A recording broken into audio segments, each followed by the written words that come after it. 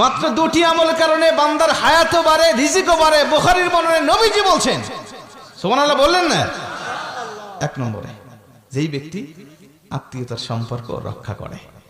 আত্মীয়তার সম্পর্ক রক্ষা করা বলতে এটা বোঝায় না যে আমি আমার বোনের সাথে কথা বলি, বোনও আমার সাথে কথা বলে, এটা আত্মীয়তার সম্পর্ক রক্ষা নয়। সাহাবী প্রশ্ন করলেন, ইয়া রাসূলুল্লাহ, তাহলে আত্মীয়তার সম্পর্ক রক্ষা কি? বলছে, তোমার বোন তোমার সাথে কথা বলতে চায় না, তুমি জোর করে তার সাথে সম্পর্ক টিকিয়ে রাখো। তোমার ফুফু তোমার সাথে কথা বলতে চায় না, তুমি জোর করে তার সাথে সম্পর্ক টিকিয়ে রাখো। তোমার চাচা তোমার সাথে সম্পর্ক রাখতে চায় না, তুমি জোর করে তার সাথে সম্পর্ক টিকিয়ে রাখো।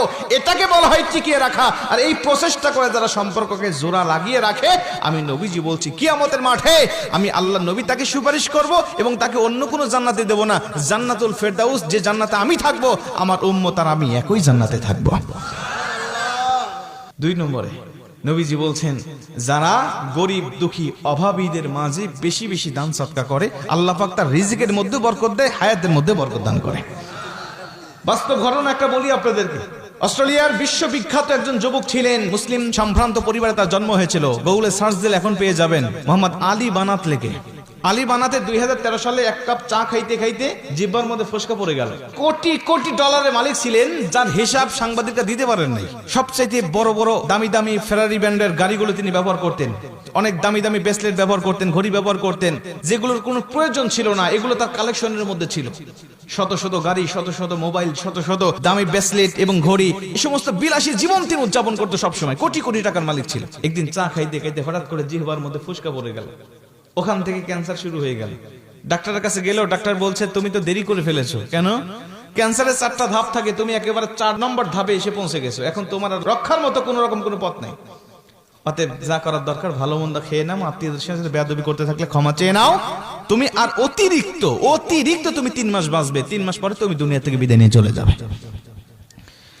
কোটি কোটি টাকার মালিক আলী বানাত চিন্তা করলেন, বাঁচবই না যখন, দুনিয়া থেকে চলেই যাবো যখন, বড় বড় ডাক্তাররা একই রকম কথা বলছে, অতএব এই দুনিয়ার জমিনে এত সম্পদ দিয়ে কি হবে আমার? নিজে প্রাইভেট বিমানে করে করে গিয়ে সোমালিয়ায়, আলজেরিয়ায়, আফ্রিকায়, বিভিন্ন গরিব দেশে গিয়ে গিয়ে নিজের সব সম্পদগুলো দান করে দিলেন। আত্মীয়দের সাথে যার সম্পর্ক খারাপ ছিল, তাদের সাথে গিয়ে সম্পর্ক জোড়া রাখার চেষ্টা করলেন। আফা আমাকে ক্ষমা করে দাও, ফুফু আমাকে ক্ষমা করে দাও, চাচা আমাকে ক্ষমা করে দাও, খালা আমাকে ক্ষমা করে দাও, সব আত্মীয়দের সাথে ভালো ভালো সম্পর্ক রাখার চেষ্টা করলেন। সম্পদ সব বিলিয়ে দিলেন। 2013 সালে তাকে বলা হলো, তুমি মাত্র 3 মাস বাঁচবে।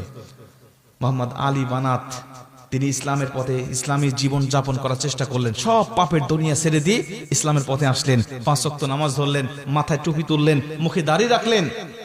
আলী বানাত যেদিন মারা যাবেন, 3 মাস নয়, প্রায় 3 বছর আল্লাহ পাক তাকে হায়াতটাকে লম্বা করে দিয়ে তিনি যেদিন হাসপাতালের বেডে দুনিয়া থেকে বিদায় নিয়ে চলে যাবেন, ওদিন তিনি কুরআনুল কারীম তেলাওয়াত করতে করতে দুনিয়া থেকে বিদায় নিয়ে চলে গেলেন। তার মানে ডাক্তারের রিপোর্টটা ভুল হলো। ডাক্তার বলছে 3 মাস, আল্লাহ পাক তাকে বাঁচিয়ে রেখেছেন প্রায় 3 বছর পর্যন্ত। রিজিকের বরকত বাড়ে, হায়াতের মধ্যে বরকত বাড়ে যদি আত্মীয়তার সম্পর্ক কেউ রক্ষা করে এবং তার টাকা পয়সা দান সদকা যদি গরিব দুঃখী এতিম অনাথের মাঝে যদি সে করতে পারে। জোরে কোন সুবহানাল্লাহ।